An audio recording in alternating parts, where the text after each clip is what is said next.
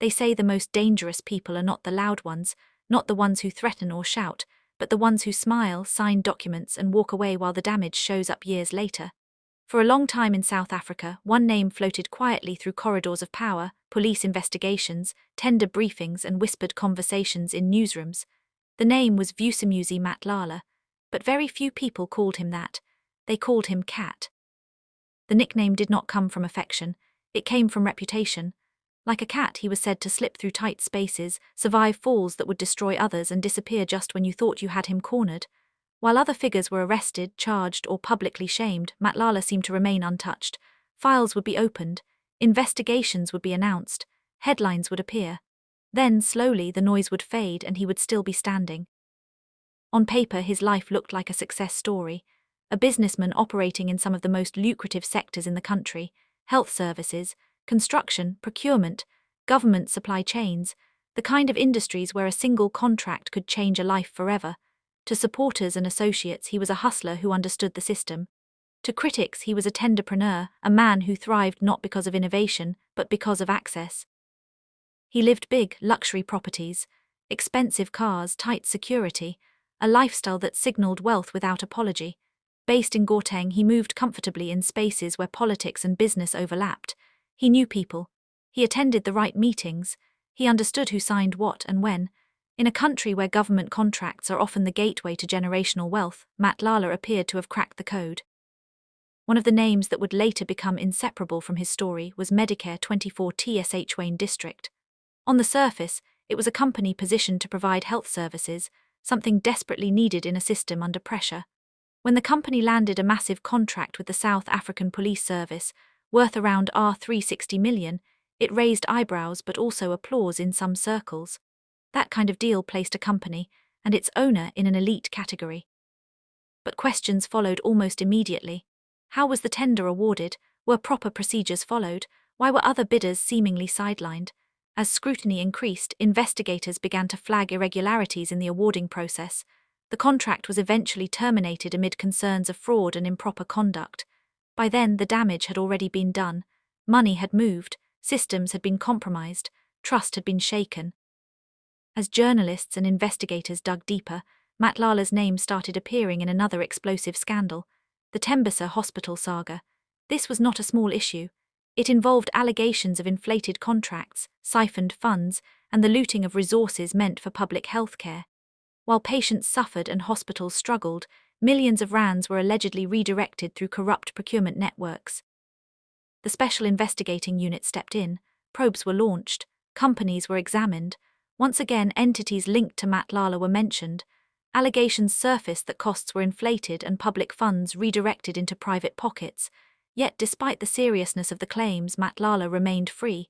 No dramatic arrest, no immediate conviction. For many South Africans, frustration grew. The same question kept coming back: how does one person keep appearing at the center of scandals and still walk away? Part of the answer, many believed, lay in proximity to power. Matlala was not operating on the fringes. He was close to decision-makers. He understood political dynamics. He knew that in tender systems, relationships can matter more than paperwork. In that environment, survival is not always about innocence, but about influence. Then there were the cross-border questions. Reports emerged suggesting that Matlala held an Eswatini identity document. This raised further speculation. Was it for business convenience, for protection, for easier movement of assets and people? No clear explanations were given, but the revelation added another layer of mystery to a man already surrounded by unanswered questions. As if that were not enough, further allegations surfaced involving Ekurhuleni Metro Police. Investigators reportedly discovered that private vehicles linked to certain companies had been registered as official Metro Police cars. The benefits of such registration were obvious: free toll access, fuel allowances, and preferential treatment on the road.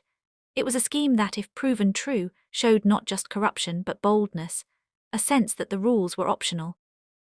For years, these stories existed mostly in reports, investigations, and quiet conversations. Matlala remained a figure more talked about than confronted. That changed in early 2025. News broke that Vusimuzi Cat Matlala had been arrested on charges of attempted murder. This time the case was not about tenders, contracts, or paperwork. It was about violence. The alleged victim was socialite Tebogo Thobjane.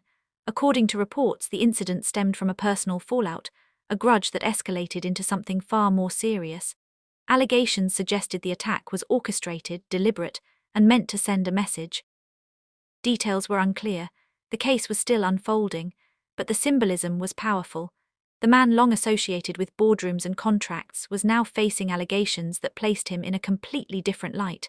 From signing deals to standing in court, the contrast was stark. For the public, reactions were mixed. Some expressed shock, others felt a grim sense of confirmation. To them, this was not a sudden fall but a delayed reckoning. For years they believed the system had failed to hold powerful figures accountable. Now, finally, the walls seemed to be closing in. Matlala's story became more than just about him. It turned into a mirror reflecting South Africa's struggles with corruption, accountability, and justice. It raised uncomfortable questions about how public money is managed, how oversight fails, and how certain individuals seem protected until something forces the system to act. Hospitals that lacked equipment, police services stretched thin, communities paying the price, all while millions flowed through contracts and companies tied to familiar names. In that context, Matlala was no longer just a businessman or an accused criminal. He became a symbol of a broken system that allowed too much for too long. As court proceedings continue and investigations unfold, the country watches closely, not just to see what happens to one man, but to see whether this moment will mean anything larger, whether accountability will finally take root, whether the era of slipping through the cracks is coming to an end. Because in the end, the question is no longer just who Vusimuzi cat Matlala is. The real question is how many others like him still exist, moving quietly, feeding off systems meant to serve the public, and trusting that, like a cat, they will always land on their feet.